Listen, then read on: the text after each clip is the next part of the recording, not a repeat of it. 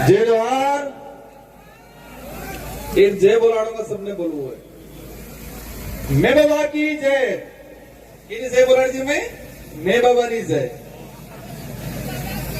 मैं बाबा की, मैं बाबा की और आप सबकी जय। ये कुदरत आज हम जिस विचारधारा के आधार पे जिस पार्टी का गठन किया गया है, भारत आदिवासी पार्टी, और इस विचारधारा की जो मूल थीम है कि प्रकृति ने पूजवी, जल जंगल जमीन आसमान ने पूजबू, और आने मे बाबा ने की पूजा की दी और अरज की दी कि मे बाबा गर्मी पड़ी रहती है कई, और आ नवो नवो आ मैदान काढ्યું है तो धूळोडे थोड़ो काळो કરી દીવાન તે બે દાડા પહેલા અસર પડી જાય પૂરું કાળું થઈ ગયું। और અમે હાજ્યા હતા નામच्या, और પછી ફેર અરજ કીધી કે અમે ફેર પરળી જંગા કે પૈસા વધારે નહીં તો વોટરપ્રૂફ ટેન્ટ ને લગાડી દીધું। તમે આજ ને દાડા રાહત આપ દીજો, और આ ગામ ખેડાની માતા ને જેટલી જે આદિવાસી સમાજની જે ગોત્ર હી અને ગોत्र ने कोल देवी, और हमारे खत्री थे की आराधना की थी, और मैं बाबा थे की आराधना की थी कि आज दाड़े पूर्ण कोलो करी दीजो तो तमें सब जानो आज कोलो थाजू नहीं थाजू। ये है आदिवासी समाज की पुरखाई जो पूजा पद्धति है, हमारी जो पुरखाई पूजा पद्धति है कि मांगजो में मण है और अनास अनुरूप, और ये पूजा पद्धति से हमारी प्रकृति की जो देन है, और आज हम सबको शांतिपूर्वक कार्यक्रम निपट गया। आज इस कार्यक्रम में हम जो पांडाल में बैठे हुए हैं, इस जमीन को तैयार कराने के लिए यहाँ के जो स्थानीय साथी हैं, जिन्होंने दान की है, जिसका छोटा मोटा कब्जा था, और इस जमीन के लिए कई साथी जेल गए हैं, उन सबके जो मतलब पसीना बहाया, उन सब ने संघर्ष किया, और उन सब की बदौलत आप शांतिपूर्वक तरीके से बैठे हैं, उनको भी मैं यहां से जोहार करना चाहूंगा।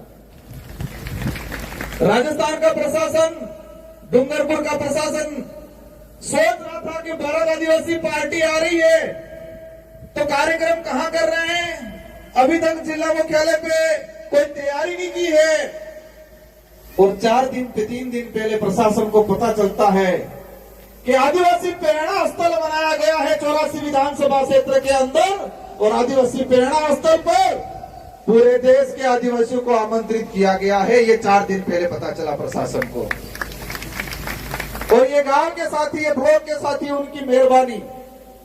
मैं अपनी बात शुरू करूं आज इस पांडाल के अंदर, और ये आवाज जहां तक जा रही है, जो जितने भी साथी हैं, आप सभी लोग दिल से आए हो, यहां से आए हो, फ्री में लाई हुई, पैसों से बुलाई हुई ये भीड़ नहीं है, ये भीड़ दिल से आई हुई भीड़ है, और आप सबका मैं तहे से स्वागत अभिनंदन करता हूं। आज आजादी के बाद हमारी जो विचारधारा है, और इस विचारधारा के आधार पे ये जो पार्टी बनी है, और ये पार्टी पहली बार देश में और इस क्षेत्र के अंदर लोकतंत्र स्थापित करने का काम करेगी, और संविधान की जो मूल भावना है और लोकतंत्र की जो वास्तविक परिभाषा है उसको धरातल पे लाने का काम ये भारत आदिवासी पार्टी करने वाली है। इस पार्टी को बनाने के लिए कई जनों ने योगदान दिया, और इस पार्टी के आधार पे आने वाले समय में हमारे आने वाली पीढ़ी का भविष्य सुधारेंगे, जल जंगल की जमीन की लड़ाई लड़ेंगे, संवैधानिक हक अधिकार की लड़ाई लड़ेंगे, और कमल कांग्रेस की खटिया खड़ी करेंगे। हम क्या थे, क्या बना दिया, हमारे पूर्वज क्या थे, ताकतवर थे, स्वाभिमानी थे, दयालु थे और दान दाता थे।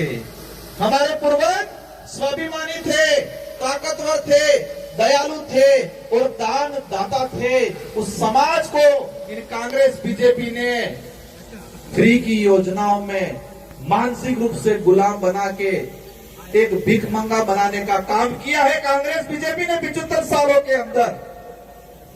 हमारे समाज को एक स्वाभिमानी समाज, एक दानदाता समाज,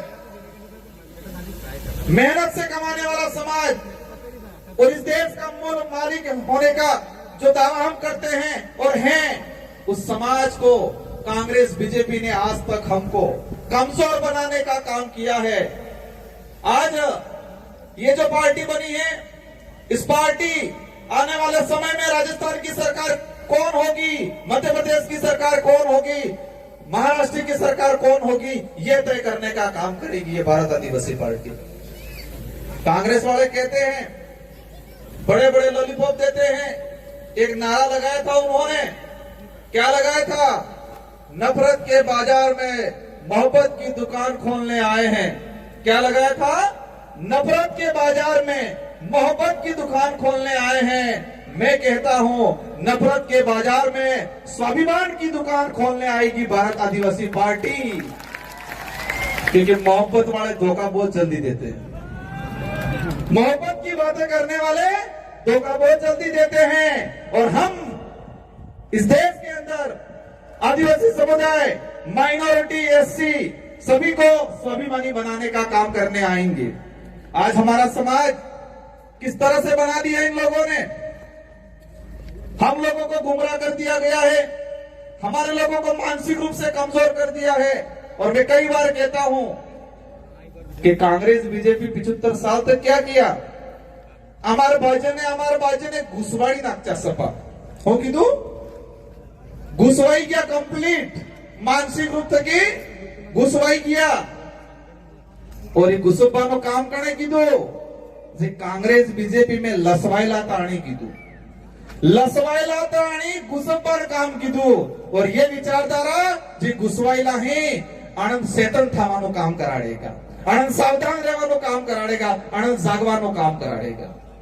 क्योंकि आज तक हमारे समाज के अंदर, हमारे पूरे आदिवासी इलाके के अंदर इन लोगों ने वोट बैंक बनाया गया है। और ये पार्टी, ये विचारधारा है। और इस पार्टी में यहाँ की जनता, क्षेत्र की जनता तय करेगी कि लोकसभा विधानसभा में हमारा कौन आदमी जाएगा। शेड्यूल एरिया के जो प्रावधान है, जो टीएससी, हमारे लोगों को झूठी झूठी बातें पकड़ाई गई, लेकिन शेड्यूल एरिया के प्रावधान नहीं बताए, टीएससी नहीं बताई कि टीएससी में क्या है, क्या अधिकार है। और आने वाले समय में हमारे यहाँ से बहुमत से जाएंगे विधायक, और राजस्थान की टीएससी, मध्य प्रदेश की टीएससी और महाराष्ट्र की टीएससी ट्राइबल एडवाइजरी काउंसिल में जाएंगे और आदिवासी समुदाय के हित में, एससी के हित में और शेड्यूल 5 की जो प्रावधान है उसके अनुरूप यहाँ पर काम कराने का काम करेंगे। आज कई लोग कहते हैं हम भी विधायक बने थे, वो विधायक बनने तारे टी शर्ट पहनतो। कई कहते आज 16 चुनाव लड़े हो थावानो है, और 84 की जनता और सागवाड़ा की जनता ने ऐसी गोली दी कि कांग्रेस बीजेपी वाला रिजल्ट आया तो बेहोश हो गए और मोड़ासा जाके हॉस्पिटल में भर्ती होना पड़ा उन लोगों को। और फिर कहने लगे ये जीत के गए हैं लेकिन उनको चेयर नहीं मिलने वाली है। संविधान में प्रावधान है और आपकी ताकत हमारे साथ जुड़ी थी और आपकी ताकत से हमारी ताकत दुगुनी हुई और हम आदिवासी समुदाय के हित में, एसटी एससी माइनॉरिटी के हित में शेड्यूल एरिया के प्रावधानों के लेके विधानसभा में आवाज उठाई और राजस्थान के मुख्यमंत्री को मजबूर होना पड़ा और आदिवासी दिवस पे सरकारी अवकाश घोषित करने का काम किया है। पहले डूंगरपुर जिले की बात करें, दो साल के अंदर एक बार मुख्यमंत्री आता था और आपकी खोट की वजह से अब 1 महीने में 5 बार मुख्यमंत्री आ रहा है। ये आपकी एकता है, आपकी ताकत है। आपका खौफ ऐसा है कि देश का मुखिया जो बन के बैठे हुए हैं, जो देश को बर्बाद कर रहे हैं, मोदी जी भी आ गए, अमित शाह भी आ गए, राहुल गांधी भी आ गए। क्या ये खौफ बरकरार रखना है कि नहीं रखना है? ये खौफ बरकरार रखना है, कहना है उनको कि सब आ जाओ, तो भी इस क्षेत्र की जनता बहका में आपके फ्री की योजनाओं में आने वाली नहीं है। आज कई लोग कहते हैं कि क्षेत्र पार्टियां क्या होती है। आज जो लोग आए साथी, आज उनको जाने के बाद मनोबल तोड़ने वाले बहुत सारे मिलेंगे। क्षेत्र पार्टियां कहां तक रहती है? क्षेत्र पार्टियां अगर नहीं होगी तो हमारा भारत देश नहीं होगा। मैं क्या कहना चाह रहा हूं कि क्षेत्र पार्टियां अगर नहीं होगी तो ये देश नहीं रहेगा, ये तानाशाही हो जाएगा, हिटलर शाही शासन हो जाएगा इस देश के अंदर। और क्षेत्रीय पार्टियों की वजह से ही इस देश में आम जनता के हित में कानून बने हैं आज तक। और आज तानाशाही सरकार है क्योंकि एक तरफा बहुमत है। आप सबको अवगत करा देना चाह रहा हूं कि यूपीए की सरकार बनी 2004 के अंदर, सेकंड यूपीए की सरकार बनी 2008 में, और देश के अंदर जो आम जनता के हित में जो कानून बना है, जो कांग्रेस आज उसके आधार पे वोट मांगती है, कहती है कि रोजगार गारंटी हम लाएं, सूचना का अधिकार हम लाएं, खाद्य सुरक्षा अधिनियम हम लाएं, वो झूठा दावा करती है। उसका इतिहास बताऊंगा इस मंच के माध्यम से। अगर क्षेत्रीय पार्टियां 2004 में यूपीए की सरकार बनी, 15 संगठनों ने समर्थन दिया और कांग्रेस को कहा देश के अंदर अगर रोजगार गारंटी का कानून नहीं लाओगे तो हम आपको समर्थन नहीं देंगे, और कांग्रेस को मजबूरन उस समय रोजगार गारंटी कानून लाना पड़ा, इसकी इच्छा से नहीं लाई। ये ताकत है क्षेत्रीय पार्टियों की। क्षेत्रीय पार्टियों की वजह से सूचना का अधिकार अधिनियम आया, क्षेत्रीय पार्टियों की वजह से शिक्षा का अधिकार अधिनियम 2009 बना। अगर क्षेत्रीय पार्टियां नहीं होती तो ये जितने भी जो अधिनियम बने हैं, वो अधिनियम आम जनता के हित में जो बने हैं वो नहीं बनते। और आप देख सकते हो उसका उदाहरण 2014 के बाद एक तरफा भाजपा की सरकार आई और उस सरकार ने सभी कानूनों को कमजोर करने का काम किया, आरटीआई को कमजोर करने का काम किया, नरेगा कानून को कमजोर करने का काम किया, खाद्य सुरक्षा अधिनियम को कमजोर करने का काम किया। इसलिए क्षेत्रीय पार्टियां जब तक इस देश में जीवित रहेगी तब तक ये देश रहेगा, देश का संविधान रहेगा। और जो लोग देश का नाम बदलने की बात करते हैं, जो लोग देश का नाम बदलने की बात करते हैं, कौन कर रहा है देश का नाम बदलने की? कौन बात कर रहा है? भाजपा के लोग कह रहे हैं कि हम देश का नाम बदलेंगे।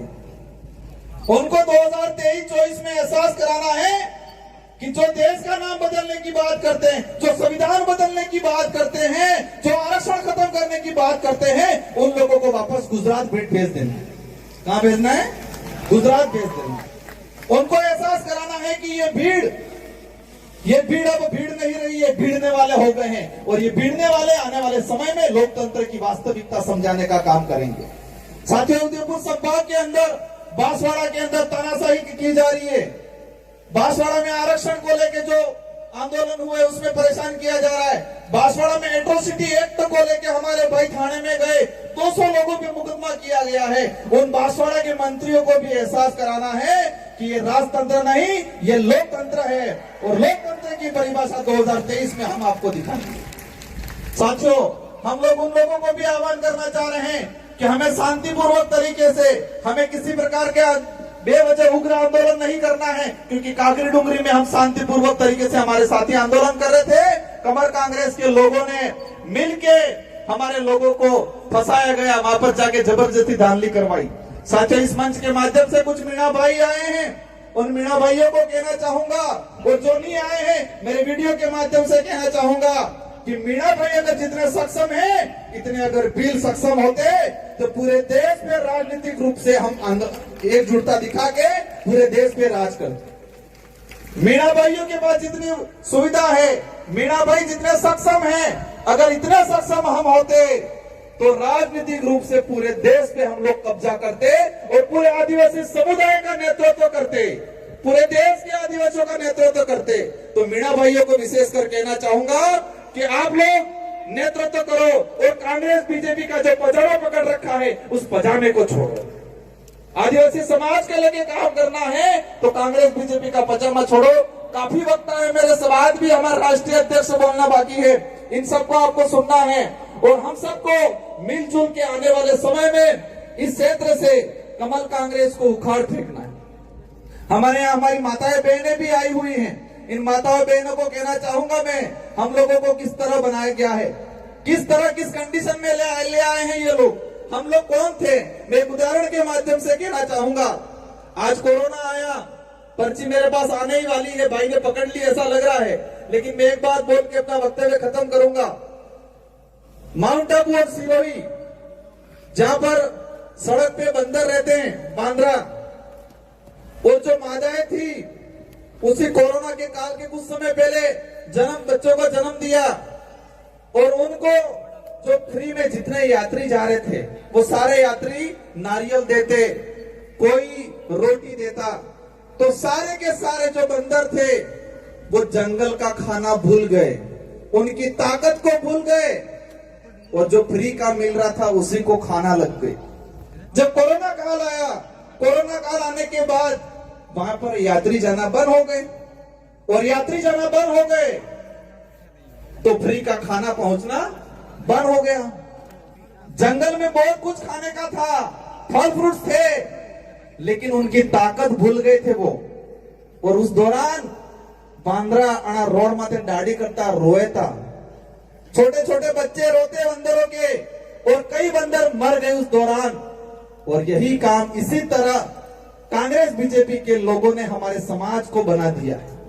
हमको जमीन का हक चाहिए, हमको आरक्षण चाहिए, हमको संवैधानिक जो प्रावधान है वो चाहिए, आपके फ्री की 5 रुपए 10 रुपए की थैली नहीं चाहिए। ये बोलना है कमल कांग्रेस को, लोगों को। हमें आत्मनिर्भर बनाना है। कांग्रेस बीजेपी ने हमको परजीवी बनाया है, दूसरों पे निर्भर बनाया है, और ये विचारधारा, भारत आदिवासी पार्टी की विचारधारा इस समाज को आत्मनिर्भर बनाएगी, खुद के पैरों पे खड़ा होने के लिए तैयार करने का काम करेगी। और आप सब एकजुट रहे, एकता दिखाए, और आने वाले समय में पूरे देश के अंदर इस भारत आदिवासी पार्टी का बहुमत बनेगा और हमारे लोग चुन के जाएंगे। और अभी तो विधानसभा में आवाज उठी है, आने वाले समय में इस विचारधारा का आदमी लोकसभा में भी जाएगा, और लोकसभा में भी आदिवासी परिवार, इस समाज की जो विचारधारा है वो विचारधारा की आवाज गूंजेगी। इन्हीं शब्दों के साथ विशेषकर हमारे जो ये साथी है, जितने जो वक्ता हैं, सारे वक्ताओं की जो बातें हैं वो बातें सुन के जानी है, और जितने भी साथी आए हैं सबको शांतिपूर्वक तरीके से जाना है। और जो जो बातें आपने सुनी हैं, इन बातों को यहाँ गांठ बांध लेना है, यहाँ गांठ बांध लेना है। ये गांठ कार्य सुड़वी बोटन दाड़े कई आंदोलन में जो एकता राखवी है, एकता राखवी है, पर एकता राखवी क्या रही है इसने खबर है। एकता रखनी है, और एकता विशेषकर चुनाव के वक्त रखनी है। और इस देश के संविधान के अनुरूप हमारे देश को चलाने के लिए प्रत्येक 18 साल के ऊपर वाले व्यक्ति को एक चाबी दी गई है। 18 साल से ऊपर वाले प्रत्येक व्यक्ति को एक चाबी दी गई है, और वो है मतदान। मतदान नहीं करवो, इन्हें उपयोग करवो है, मत का अधिकार है हमारा। और ये वोट वाली सी चाबी है, ये लोकतंत्र की कुंजी है। और एकता कब रखनी है? ये चाबी लगाने के वक्त एकता रखनी है। और कांग्रेस बीजेपी का ताले पे ऐसी चाबी लगानी है कि इनका ताला जंग खा जाए और कभी नहीं खुले, और भारत आदिवासी पार्टी का दरवाजा खुल जाए, और इस दरवाजे से संवैधानिक प्रावधानों के तहत हमको अधिकार मिले। ये काम करना है, ये एकता रखनी है। इन्हीं शब्दों के साथ आप सबको धन्यवाद, आभार। जय जवाहर, जय भारत, जय भील प्रदेश।